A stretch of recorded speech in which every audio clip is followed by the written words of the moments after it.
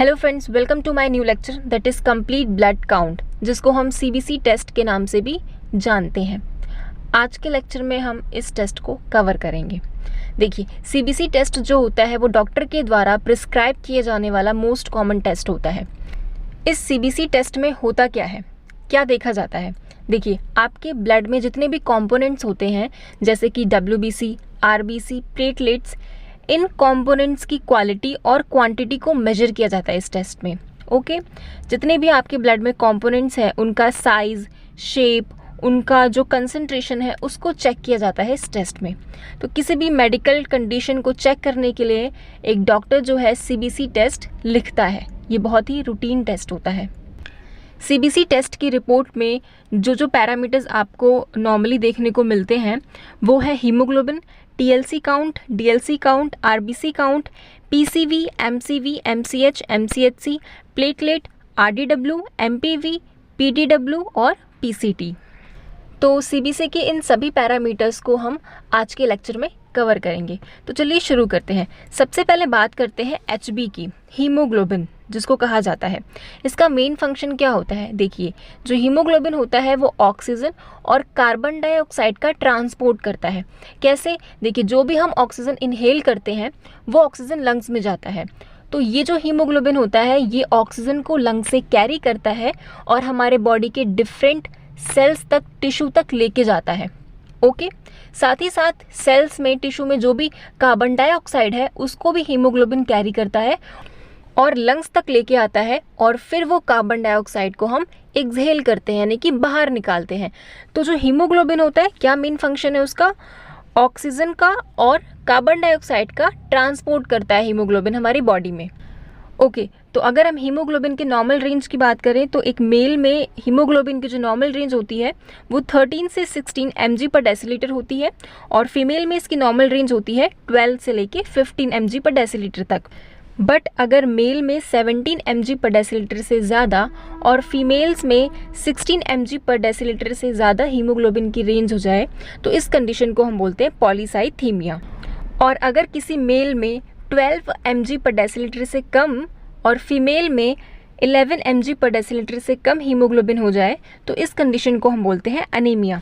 ये जो रेंज मैं आपको बता रही हूँ और आगे जो बताऊंगी आपको नॉर्मल रेंजेस, ये आपको अलग अलग जगह पे थोड़ी बहुत चेंज मिल सकती हैं क्योंकि ये लैब टू लैब वेरी करती है। ओके, फर्स्ट पैरामीटर क्या था हमारा? हीमोग्लोबिन, जिसको हमने कंप्लीट किया। सेकंड जो पैरामीटर है वो है टीएलसी, टोटल ल्यूकोसाइट काउंट, जिनको डब्ल्यूबीसी काउंट भी कहा जाता है।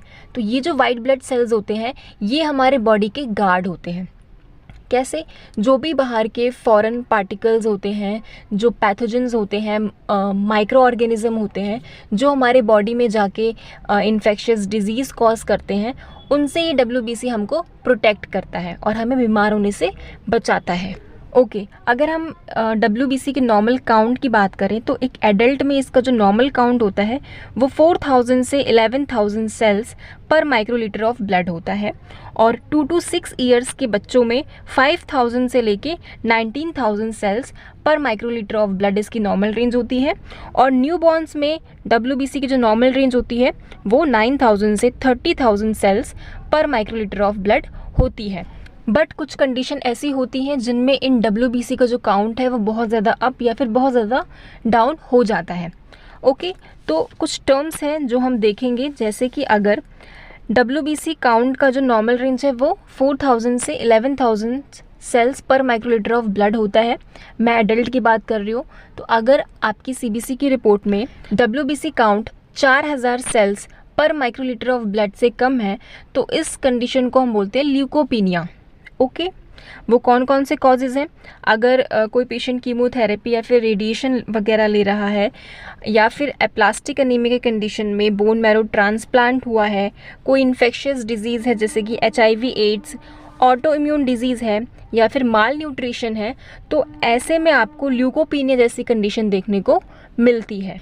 वहीं इसके अपोजिट अगर आपकी सीबीसी की रिपोर्ट में डब्ल्यूबीसी काउंट जो है वो 11,000 सेल से ज़्यादा है तो इस कंडीशन को हम बोलते हैं ल्यूकोसाइटोसिस। कॉजेज़ क्या है? अगर आपको कोई इन्फेक्शन है या फिर इन्फ्लामेशन है, किसी तरीके का आप ल्यूकेमिया है, या फिर प्रेगनेंसी की कंडीशन है, स्मोकिंग है, कर रहे हैं आप, बर्न है, इंजरी हुई है या फिर बोन मैरो में ट्यूमर है, तो ऐसे में आपको ल्यूकोसाइटोसिस की कंडीशन देखने को मिलती है। बट अगर आपकी सीबीसी की रिपोर्ट में डब्ल्यूबीसी काउंट जो है वो 4000 से 11000 के बीच में है तो ये नॉर्मल माना जाता है। तो अभी जो हमने पैरामीटर कवर किया वो है TLC, total leucocyte count. Third जो पैरामीटर है वो है डीएलसी काउंट, यानी कि डिफरेंशियल ल्यूकोसाइट काउंट। देखिए अभी हमने पढ़ा था कि जो डब्ल्यूबीसीज होते हैं वो हमें प्रोटेक्ट करते हैं अगेंस्ट इन्फेक्शियस डिजीज़ और फॉरेन पार्टिकल से।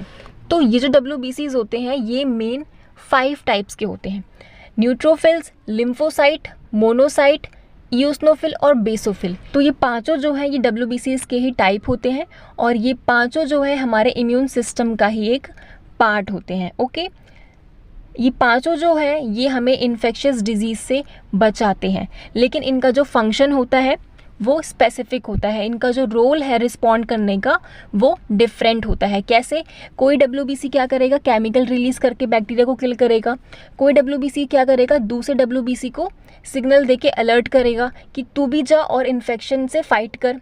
कोई डब्ल्यूबीसी क्या करेगा, एंजाइम रिलीज करके पैथोजेंस को किल करेगा। कोई डब्ल्यूबीसी क्या करेगा, एंटीबॉडी बनाएगा ताकि ज़्यादा से ज़्यादा जो है हेल्प मिल सके।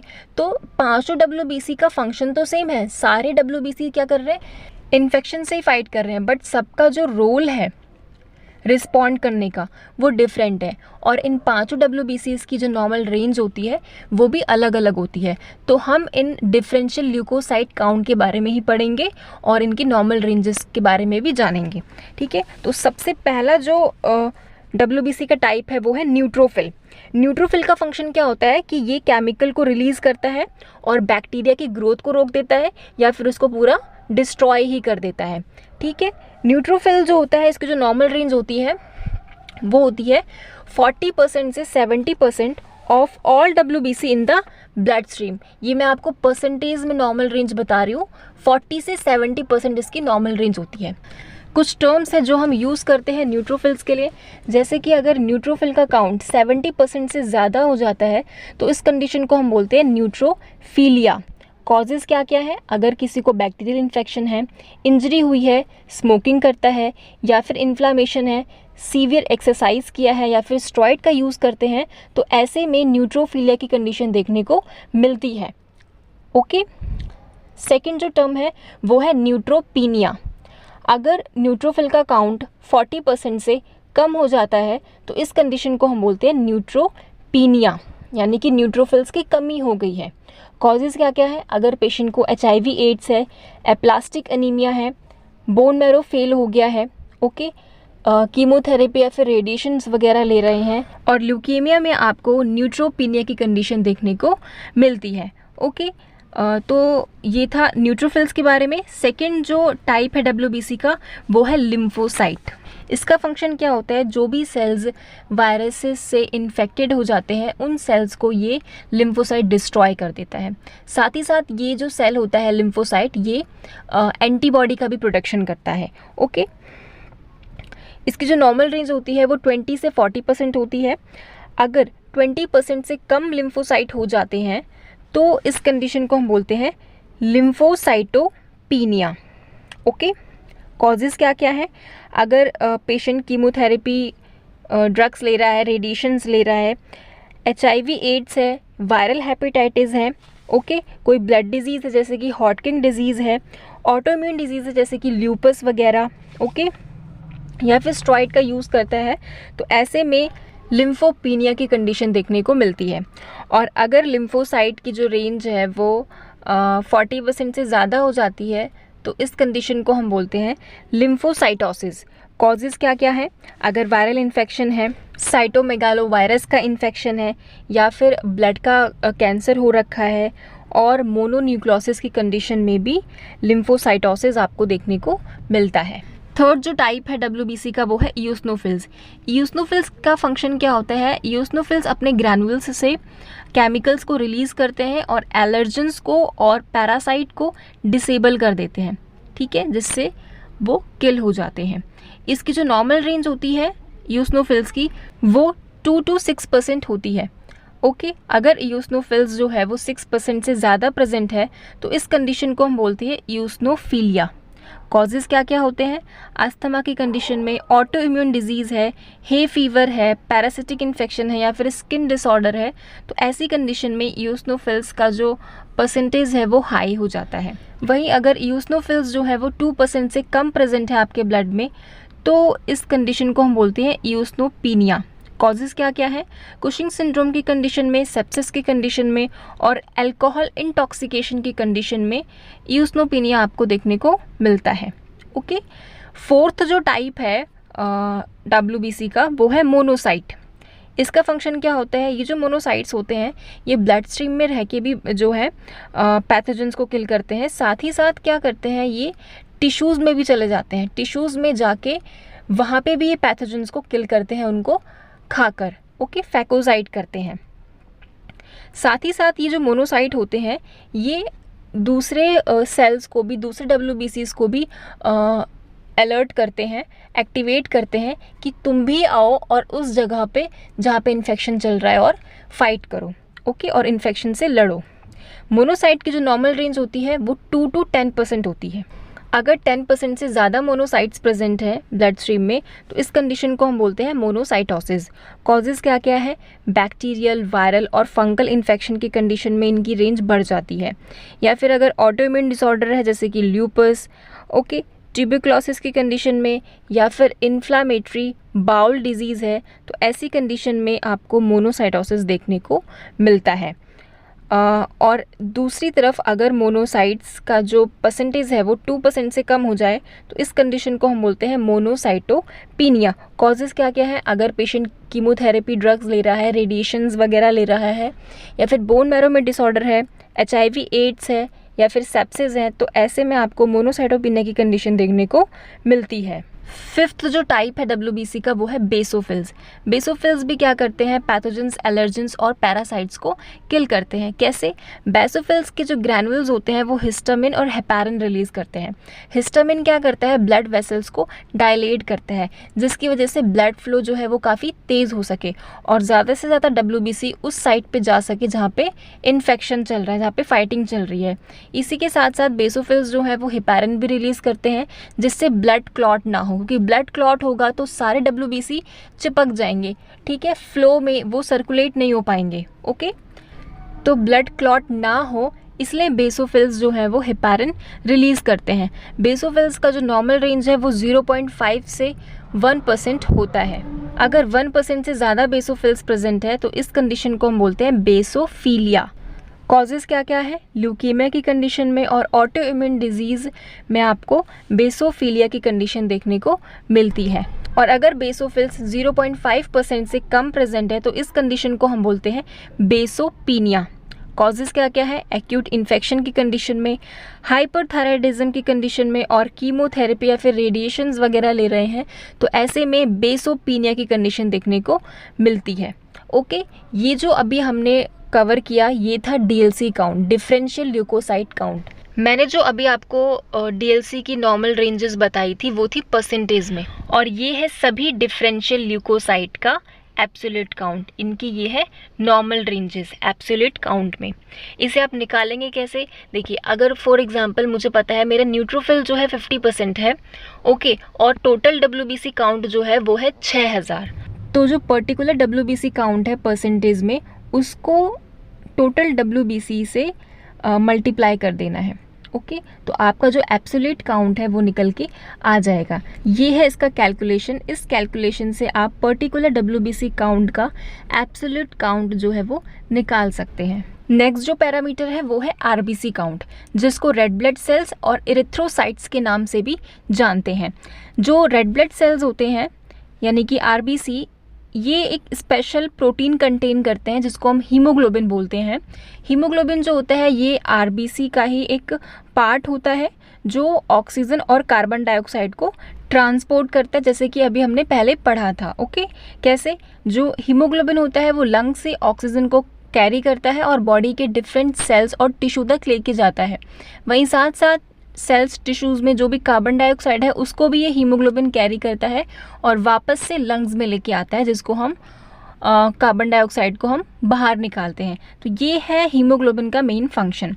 ओके, और ये हीमोग्लोबिन RBC के अंदर प्रेजेंट होता है। आरबीसी की जो नॉर्मल रेंज होती है वो मेल और फीमेल्स में थोड़ी सी डिफरेंट होती है। मेल में होती है 4.5 से लेके 6.0 मिलियन सेल्स पर माइक्रोलीटर ऑफ ब्लड, और फीमेल्स में इसकी रेंज होती है 4.2 से लेके 5.5 मिलियन सेल्स पर माइक्रोलीटर ऑफ ब्लड। अगर रेड ब्लड सेल की जो रेंज है वो नॉर्मल से कम हो जाए तो इस कंडीशन को हम बोलते हैं इरिथ्रोसाइटोपिनिया। कॉजेज़ क्या क्या है? अगर मल्टीपल माइलोमा है, थायराइड डिसऑर्डर्स हैं, माल न्यूट्रिशन है, आयरन B12 की डेफिशिएंसी है, या फिर एक्सटर्नल या फिर इंटरनल ब्लीडिंग हुई है, तो ऐसे में इरिथ्रोसाइटोपिनिया की कंडीशन देखने को मिलती है। वहीं अगर रेड ब्लड सेल की जो रेंज है वो नॉर्मल से ज़्यादा हो जाती है काफ़ी, तो इस कंडीशन को हम बोलते हैं इरिथ्रोसाइटोसिस। ओके, कॉजेज़ क्या क्या है? डिहाइड्रेशन है, किडनी में ट्यूमर है, लंग्स डिजीज़ है, या फिर पॉलीसाइथीमिया वेरा में, तो ऐसे में आपको इरिथ्रोसाइटोसिस की कंडीशन देखने को मिलती है। तो ये था आरबीसी काउंट के बारे में। नेक्स्ट जो पैरामीटर है वो है हेमाटोक्रिट, जिसको हम पीसीवी यानी कि पैक्ड सेल वॉल्यूम भी कहते हैं। ये हमें ये बताता है कि हमारे होल ब्लड में आरबीसी का जो परसेंटेज है वो कितना है। आपने ब्लड कॉम्पोजिशन में पढ़ा होगा कि जो ब्लड है उसमें एक फ्लूइड पार्ट प्रेजेंट होता है और एक सेलुलर पार्ट प्रेजेंट होता है। फ्लूइड पार्ट जिसमें प्लाज्मा आता है और वो 55% प्रेजेंट होता है, और सेलुलर पार्ट जिसमें प्लेटलेट, डब्ल्यूबीसी और आरबीसी आते हैं और वो 45% प्रेजेंट होते हैं। तो सीबीसी की रिपोर्ट में पीसीवी यही बताता है कि आपके होल ब्लड में जो सेलुलर पार्ट है, मेनली आरबीसी, वो कितने परसेंटेज में प्रेजेंट है। तो एक मेल में पैक्ड सेल वॉल्यूम की जो नॉर्मल रेंज होती है वो 41 से 50% होती है, और फीमेल में इसकी नॉर्मल रेंज होती है 36 से 48% तक। अगर आपकी सीबीसी की रिपोर्ट में जो एमसीवी है वो लो है तो ये अनीमिया की कंडीशन में देखने को मिलता है, जैसे कि sickle cell anaemia, iron deficiency anaemia, folate level कम है, विटामिन B12 की डेफिशिएंसी है, या फिर बोन मैरो डिसऑर्डर है। और अगर आपकी सीबीसी की रिपोर्ट में पीसीवी जो है वो हाई है नॉर्मल से, तो ये कौन सी कंडीशन में देखने को मिलता है? पॉलीसाइथीमिया है, डिहाइड्रेशन है, अगर लंग डिजीज़ है, हार्ट डिजीज़ है, तो ऐसे में आपका जो हेमाटोक्रिट है वो हाई रहता है। नेक्स्ट पैरामीटर है एमसीवी, जिसको मीन सेल वॉल्यूम या फिर मीन कॉर्पस्कुलर वॉल्यूम भी कहते हैं। एमसीवी ये बताता है कि आपके ईच रेड ब्लड सेल का एवरेज साइज कितना है। ओके, ये है एमसीवी को कैलकुलेट करने का फॉर्मूला। एमसीवी की जो नॉर्मल रेंज होती है वो 80 से 100 फेम्टोलीटर होती है। अगर एमसीवी की जो रेंज है वो नॉर्मल है, इसका मतलब कि जो आरबीसी हैं वो नॉर्मल साइज़ के हैं, यानी नॉर्मोसाइट्स हैं। और अगर एमसीवी लो है, यानी कि 80 फेम्टोलीटर से कम है एमसीवी की वैल्यू, इसका मतलब कि जो रेड ब्लड सेल है उनका साइज़ बहुत छोटा है, वो माइक्रोसाइट्स हैं। तो ये जो है मेनली आयरन डेफिशिएंसी एनीमिया की कंडीशन में और थैलेसीमिया की कंडीशन में देखने को मिलता है। और अगर आपकी एमसीवी की जो वैल्यू है वो हाई है, यानी कि 100 फेम्टोलीटर से ज़्यादा है, तो ऐसे में आपके आरबीसी का जो साइज़ है वो नॉर्मल से बहुत बड़ा है, यानी कि मैक्रोसाइट है वो। ओके, तो ये जो है B12 की डेफिशिएंसी और फॉलिक एसिड की डेफिशिएंसी में आपको एमसीवी जो है हाई देखने को मिलता है। नेक्स्ट पैरामीटर है एमसीएस, जिसको मीन सेल हीमोग्लोबिन या फिर मीन कॉर्पस्कुलर हीमोग्लोबिन के नाम से भी हम जानते हैं। एमसीएस जो होता है ये बताता है कि आपके एक रेड ब्लड सेल में हीमोग्लोबिन का एवरेज अमाउंट कितना है। ओके, एक आरबीसी के अंदर कितना हीमोग्लोबिन प्रेजेंट है, ये एमसीएच बताता है। एमसीएच को कैलकुलेट करने का जो फॉर्मूला है वो ये है स्क्रीन पे। एमसीएच की जो नॉर्मल रेंज होती है वो 27 से 33 पिकोग्राम होती है। ओके, अगर एमसीएच का लेवल नॉर्मल से ज़्यादा है, उसकी रेंज नॉर्मल से हाई है, तो ये विटामिन B12 की डेफिशिएंसी और फॉलिक एसिड की डेफिशिएंसी में देखने को मिलता है। और अगर एमसीवी की जो रेंज है वो नॉर्मल से कम है, तो ये आयरन डेफिशिएंसी अनीमिया और थैलेसीमिया की कंडीशन में देखने को मिलता है। नेक्स्ट पैरामीटर है एमसीएचसी, जिसको मीन सेल हीमोग्लोबिन कंसंट्रेशन कहा जाता है। एमसीएचसी हमें ये बताता है कि पूरे पैक्ड रेड सेल में एवरेज हीमोग्लोबिन का कंसंट्रेशन कितना है। ओके, एमसीएचसी को कैलकुलेट करने का फॉर्मूला ये है। एमसीएचसी की जो नॉर्मल रेंज होती है वो 33 से 35 ग्राम पर डेसीलीटर होती है। अगर एमसीएचसी लो है तो ये आयरन डेफिशिएंसी एनीमिया की कंडीशन में देखने को मिलता है, और अगर एमसीएचसी हाई है तो ये विटामिन B12 की डेफिशिएंसी और लीवर डिजीज़ की कंडीशन में देखने को मिलता है। नेक्स्ट पैरामीटर है प्लेटलेट। प्लेटलेट भी ब्लड का ही कंपोनेंट होता है। क्या फंक्शन होता है प्लेटलेट का? प्लेटलेट जो है ब्लड को क्लॉट करता है और ब्लड को लॉस होने से प्रिवेंट करता है। कैसे? कहीं पे भी अगर हमारे हाथ पे या कहीं पे बॉडी में कहीं कट लग जाता है तो वहाँ से खून निकलने लगता है, ब्लीडिंग होने लगती है, लेकिन कुछ टाइम के बाद आप देखते हैं कि वो ब्लीडिंग स्टॉप हो जाती है। किसकी वजह से? प्लेटलेट की वजह से। प्लेटलेट जो है उस जहाँ पे कट लगा है वहाँ पे इंजरी साइड पे आते हैं और ब्लड को क्लॉट करते हैं ताकि ब्लड जो है वो लॉस ना हो। प्लेटलेट की जो नॉर्मल रेंज होती है वो 1.5 लाख से 4.5 लाख सेल्स पर माइक्रोलीटर ऑफ ब्लड होती है। अगर प्लेटलेट 1.5 लाख से कम हो जाए तो इस कंडीशन को हम बोलते हैं थ्रोम्बोसाइटोपिनिया। ऐसे में एबनॉर्मल ब्लीडिंग भी होने लगती है। और कॉजेज़ क्या क्या हैं? और अगर बोन मैरो में डिसऑर्डर है या फिर कोई वायरसेस की वजह से, जैसे कि डेंगू, चिकन पॉक्स, मम्स की वजह से, ऐसे में जो प्लेटलेट काउंट है वो डिक्रीज़ हो जाता है। अगर किसी को एड्स है तो ऐसे में भी जो प्लेटलेट काउंट है वो डिक्रीज़ हो जाता है। हेरिडिटरी की वजह से भी ऐसा हो सकता है और एप्लास्टिक एनीमिया की कंडीशन में भी जो प्लेटलेट काउंट है वो डिक्रीज़ हो जाता है। ओके, वहीं अगर प्लेटलेट काउंट 4.5 लाख से ज़्यादा है तो इस कंडीशन को हम बोलते हैं थ्रोम्बोसाइटोसिस। कॉजेज़ क्या क्या है? अगर किसी तरीके का आपको कैंसर है, जैसे कि लंग्स कैंसर है, ब्रेस्ट कैंसर है, ओवरियन कैंसर है, लिम्फोमा है, तो ऐसे में प्लेटलेट काउंट बहुत इंक्रीज़ हो जाता है। या फिर आयरन डेफिशिएंसी एनीमिया है, हीमोलिटिक एनीमिया है, स्प्लिन जो है वो रिमूव हो चुका है, या फिर कोई मेडिसिन जो है वो रिएक्शन कर गई है, तो ऐसे में भी प्लेटलेट काउंट जो है वो इंक्रीज़ हो जाता है। नेक्स्ट जो पैरामीटर है वो है RDW, जिसको रेड सेल डिस्ट्रीब्यूशन विड्थ भी कहते हैं। CBC की रिपोर्ट में आपको 2 टाइप्स के RDW देखने को मिलेंगे। एक होगा RDW-CV, जिसको red cell distribution width coefficient of variation कहा जाता है, और दूसरा है RDW-SD, जिसको red cell distribution width standard deviation कहा जाता है। जो RDW-CV होता है वो डिस्ट्रीब्यूशन कर्व की विड्थ और मीन सेल साइज यानी कि MCV दोनों की कैलकुलेशन पे बेस्ड होता है, जिसका कैलकुलेशन होता है it is calculated by dividing the standard deviation of the mean cell size by MCV of red cell and multiply by 100 to convert to a percent. और RDW-CV की जो नॉर्मल रेंज होती है वो परसेंटेज में होती है, यानी कि 11.5% टू 14.5% तक। और जो RDW-SD होता है वो फेम्टोलीटर में RBC डिस्ट्रीब्यूशन कर्व की विड्थ का एक्चुअल मेजरमेंट होता है, और डिस्ट्रीब्यूशन कर्व की विड्थ को उस पॉइंट पर मेजर किया जाता है जो बेस लाइन से 20% ऊपर होता है। RDW-SD को हम फेम्टोलीटर में मेजर करते हैं। इसकी जो नॉर्मल रेंज होती है वो 40 टू 55 फेम्टोलीटर होती है। तो RDW हमें यही बताता है कि हमारे सर्कुलेशन में RBC के साइज़ में कितना वेरिएशन है। RBC का जो नॉर्मल साइज़ होता है वो 7 माइक्रोन मीटर होता है। तो अगर सर्कुलेशन में सारे red blood cells same size के होंगे तो RDW भी नॉर्मल होगा। ओके, बट अगर सर्कुलेशन में जो रेड ब्लड सेल्स हैं उनके साइज़ में बहुत ज़्यादा वेरिएशन है, यानी कि कुछ बहुत बड़े हैं साइज़ में, कुछ बहुत छोटे हैं साइज़ में, तो ऐसे में RDW जो है वो हाई हो जाएगा। तो हाई RDW जो है वो मेनली न्यूट्रिशनल डेफिशिएंसी एनीमिया की कंडीशन में देखने को मिलता है, जैसे कि iron deficiency anaemia, megaloblastic anaemia, haemolytic anaemia. Okay, और लो RDW का कोई मतलब होता नहीं है, हम सिर्फ नॉर्मल RDW और हाई RDW को ही देखते हैं। देखिए, जो RBC का साइज़ है वो मेनली MCV और RDW ही बताता है, और MCV और RDW जो है वो अनीमिया को आइडेंटिफाई करने के लिए यूज़ किया जाता है। जैसे कि लो MCV और नॉर्मल RDW आपको अनीमिया ऑफ क्रॉनिक डिजीज़ और अल्फ़ा और बीटा थैलेसीमिया की कंडीशन में देखने को मिलता है। वहीं लो MCV और high RDW iron deficiency anaemia और सिकल सेल एनीमिया की कंडीशन में देखने को मिलता है। वहीं हाई MCV और नॉर्मल RDW आपको एप्लास्टिक एनीमिया और क्रॉनिक लीवर डिजीज़ की कंडीशन में देखने को मिलता है।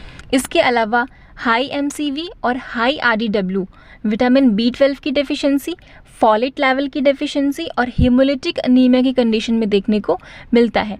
वहीं हाई RDW और normal MCV iron deficiency anaemia, vitamin B12 deficiency और फॉलेट लेवल की डेफिशिएंसी में देखने को मिलता है। एक चीज़ यहाँ पे याद रहे कि जो MCV होता है वो ईच रेड ब्लड सेल का साइज़ बताता है कि एक आरबीसी का एवरेज साइज़ कितना है। वहीं जो आरडीडब्ल्यू होता है वो ये बताता है कि आपके रेड ब्लड सेल के साइज़ में कितना वेरिएशन है। ओके, आपके सर्कुलेशन में जो रेड ब्लड सेल है उनके साइज़ में कितना वेरिएशन है, कितने बड़े हैं वो कितने छोटे हैं। तो ये था आरडीडब्ल्यू के बारे में। नेक्स्ट जो पैरामीटर है वो है एमपीवी यानी कि मीन प्लेटलेट वॉल्यूम। तो सीबीसी की रिपोर्ट में एमपीवी हमें ये बताता है कि आपके प्लेटलेट का एवरेज साइज़ कितना है। जैसे कि एमपीवी हमें क्या बता रहा था कि आरबीसी का एवरेज साइज़ कितना है, वैसे ही एमपीवी ये बताता है कि हमारे प्लेटलेट का एवरेज साइज़ कितना है। एमपीवी की जो नॉर्मल रेंज होती है वो 7 फेम्टोलीटर से 9 फेम्टोलीटर तक होती है। एमपीवी से हमें ये पता लगता है कि हमारा जो बोन मैरो है वो किस तरीके से वर्क कर रहा है। अगर एमपीवी हाई है इसका मतलब प्लेटलेट का जो एवरेज साइज़ है वो नॉर्मल से ज़्यादा है, प्लेटलेट जो है वो बड़ी है साइज़ में। इसका मतलब बोन मैरो से वो अभी अभी निकल के आई है इसलिए वो यंग है। इसका मतलब जो बोन मैरो है वो ठीक से फंक्शन कर रहा है। वहीं दूसरी तरफ अगर सीबीसी की रिपोर्ट में एमपीवी लो है इसका मतलब कि जो प्लेटलेट का साइज़ है वो बहुत छोटा है, ठीक है, और प्लेटलेट जो है वो बहुत ही ओल्ड हो चुके हैं, छोटे हैं यानी कि ओल्ड हो चुके हैं, और बोन मैरो जो है वो काफ़ी टाइम से जो प्लेटलेट है, यंग प्लेटलेट है, उनको प्रोड्यूस नहीं कर रहा है और ब्लड सर्कुलेशन में ओल्ड प्लेटलेट ही सर्कुलेट हो रहे हैं। तो लो एमपीवी की क्या क्या कॉजेज़ हैं? अगर एप्लास्टिक एनीमिया है, बोन मैरो फेल हो चुका है, ऑटो इम्यून डिजीज़ है, कीमोथेरेपी या फिर रेडिएशन वगैरह ले रहे हैं, या फिर अगर आयरन डेफिशिएंसी एनीमिया है तो ऐसे में एमपीवी लो हो जाता है। अगर हाई एमपीवी है तो क्या क्या कॉजेज़ हैं? अगर किसी को कैंसर है, हाइपोथायराइडिज्म है, विटामिन डी की डेफिशिएंसी है, हार्ट डिजीज़ है या फिर हाइपरथायराइडिज्म है तो ऐसे में एमपीवी जो है वो हाई हो जाता है।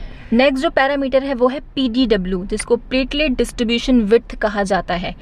पीडीडब्ल्यू हमें ये बताता है कि आपके प्लेटलेट के साइज़ में कितना वेरिएशन है। जैसे कि आरडीडब्ल्यू बता रहा था कि आरबीसी के साइज़ में कितना वेरिएशन है, कितने छोटे हैं, कितने बड़े हैं साइज़ में, वैसे ही जो पीडीडब्ल्यू है वो ये बताता है कि प्लेटलेट के साइज़ में कितना वेरिएशन है, प्लेटलेट कितने बड़े हैं, कितने छोटे हैं, या उनका साइज़ इक्वल है, ये पीडीडब्ल्यू बताता है।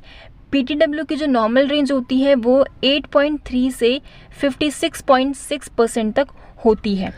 अगर पीडीडब्ल्यू हाई है इसका मतलब प्लेटलेट के साइज़ में बहुत ज़्यादा वेरिएशन है।